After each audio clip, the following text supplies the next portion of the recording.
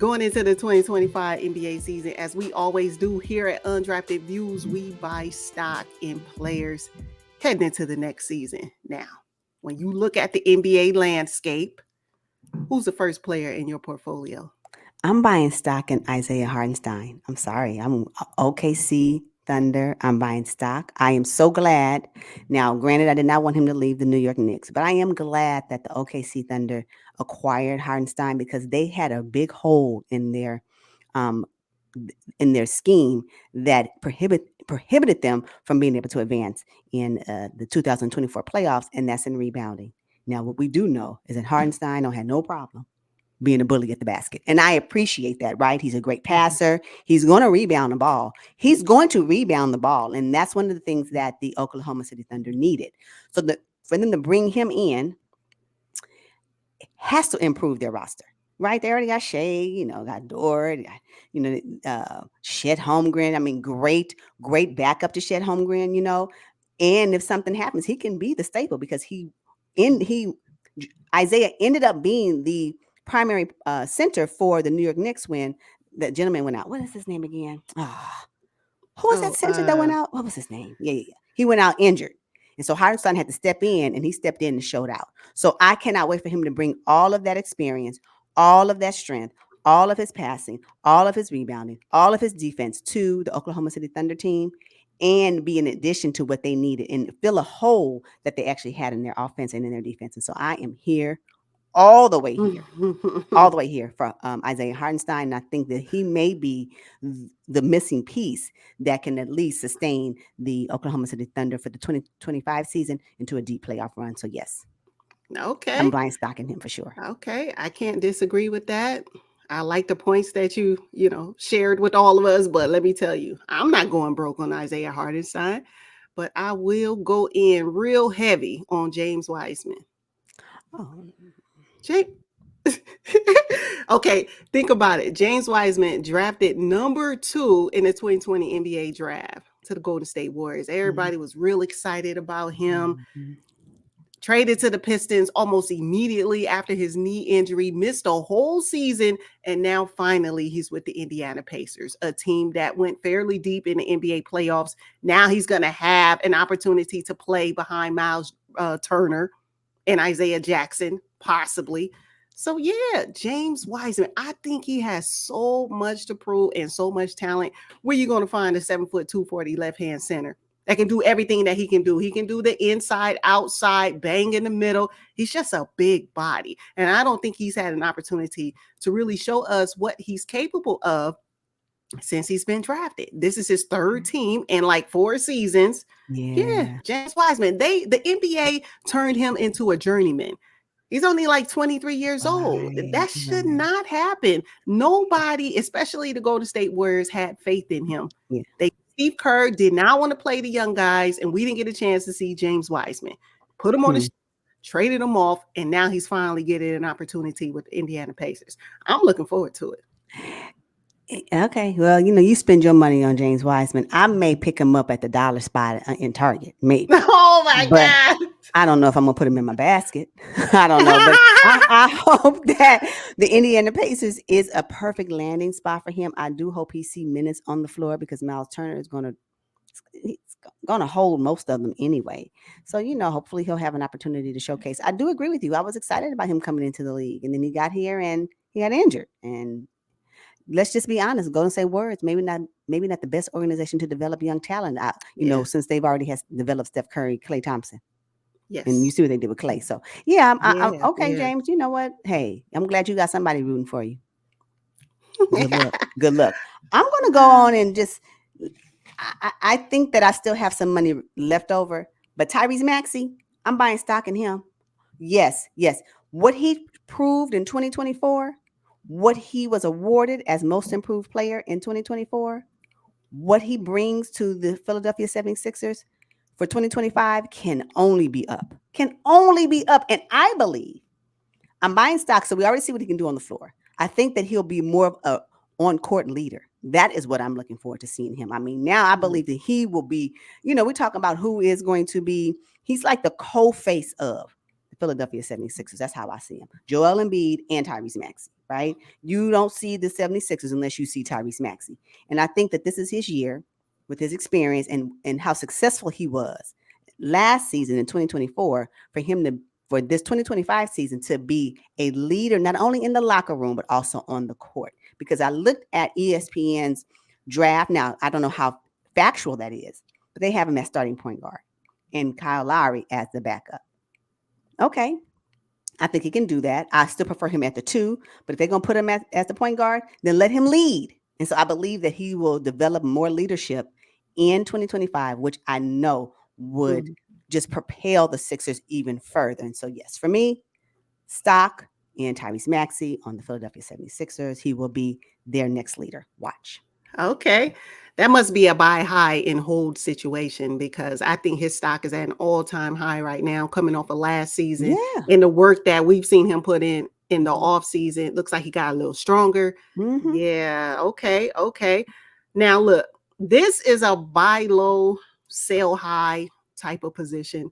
I'm going in on Derek Lively the second. Derek Lively the second. I think he's a potential double-double machine. Right now, he's averaging 8.6 rebounds for Dallas Mavericks. Made it to the NBA Finals. All he needs to do right now is develop his mid-range. That's it. Because we know he can get in the middle and he will outplay who they have in front of him right now is Daniel Gafford. Come on now. Daniel Gafford. Nah, we're going to see Derek Lively the second as a starting center for the Dallas Mavericks. And I'm buying stock in him right now. And I'm going to sell it in a couple of years and make a fortune. Okay. Now, this is perhaps a stock option because it's a fairly old stock when we're talking about NBA player terms. And I'm not talking about as old as your GOAT LeBron James, but an older player, right? 6-time All-Star, right? Made his name when he was with the Toronto Raptors and, kind of traveled through through the Spurs, and then went to the Bulls. But that DeMar DeRozan with the Sacramento Kings, especially, for me, I'm like, let me go ahead and put some stuff. Let me put a little coin on him. I'm put a little coin on DeMar DeRozan. I believe that him with the Kings will be something to watch, considering that he was second in running. He was runner-up in Clutch Player of the Year behind Steph Curry in 2024. What? So when we're talking about game on the line, you need that one bucket, and first awarded Clutch Player of the Year in De'Aaron Fox.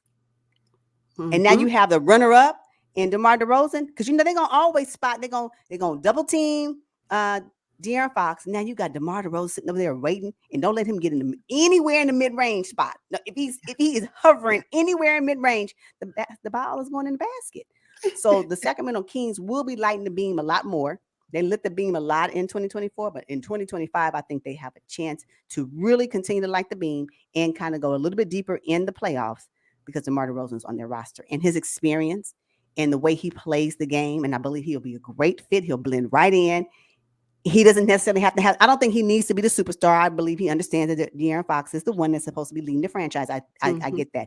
I understand that DeMar DeRozan knows how to fit in where he get in where he fit in.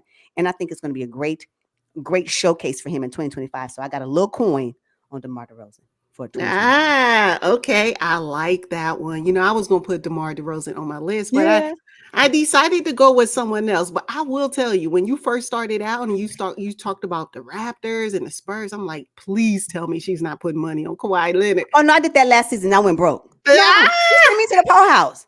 Kawhi Leonard, if you watch our previous video on who we bought stock in 2024, Kawhi Leonard was on my list. And I went broke. Yes. I went broke, yeah. We're not doing that again. We're not doing that again. No. All right, cool. So look, I'm putting money into Paolo Banchero with the Orlando Magic. Him. Yeah. Oh, yeah. This is a guy who was Rookie of the Year here recently in 2023. Also, first-time All-Star in 2024.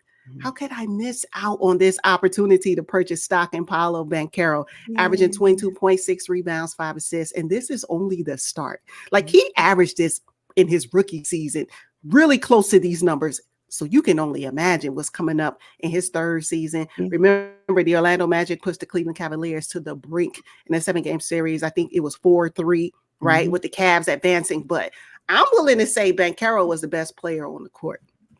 That's fair. That's fair. That's Uh-huh. fair. All right. Yeah. I would do a split stock on Banchero. I sure would. I sure would. That's cool. Okay. Okay. All right. All right. I have one more. One more. And that's because this individual kind of closes the circle. And I am most definitely on the bandwagon with the New York Knicks. That Mikal Bridges, I'm buying stock in him because I think that he is going to, I don't know, something about him being on the Knicks excites me even more. Even more. Like, I know that they were great in 2024 without him. But one of the things that he brings to that roster is durability. He has not missed one game since he started playing. Not one game. Now, Tibbs, don't you get him over there and don't know how to use his body. But if nothing else, he's going to show up. He's going to show up. And he has the ability to really fit in. He's played with these players before, right? The only thing is that I'm just cannot wait to see how Julius Randle handles all of this. Yes. That's gonna be the difference maker in how successful the Knicks are, right? But I'm buying stock in Mikal Bridges, a little stock. Yeah, I got a little coin left. I'm buying some stock in him because I can't wait to see what he's going to be able to bring to the New York Knicks and how far the New York Knicks can go with him on the roster and Julius Randle on board. Oh, okay. I if I had some fractional shares, I'd probably purchase some. Yeah, Mikal Bridges. I cannot go in on Mikal Bridges because of the Julius Randle piece. Somebody is going to be left out. And I don't think it's going to be Julius Randle. I think it will be. He's so alpha. Would you say Mikal Bridges is alpha? He doesn't have to be. He doesn't have to be. If they got 4 of them that can bully him, he doesn't have to be alpha. He doesn't have to be, whatever that means. He doesn't have to be that because they got 4 people. And if Tibbs is on board with the 4, Julius Randle will be standing out in the cold. I'm just telling you, right? Nah. Right. So the difference between how successful Julius Randle, I believe, will pair with the 4, because it's 4 of them now, right? It's his attitude toward it. If he opens it up, he'll blend right in. He can be the 5th, right? But if he at any point have issues with it, I don't think Tibbs would care. Well, if they're winning without him, he's making too much money not to insert him. Then they'll be trading him. What? They would trade Randle to keep the Villanova 4 together? Yes. If they're winning, yes. Disagree. Okay. Really? Well, hey, we won't know until the season begins, right? Until the season goes. So we'll see. But yeah. But Julius Randle will be the key to how successful they are next season. I agree there. Yeah.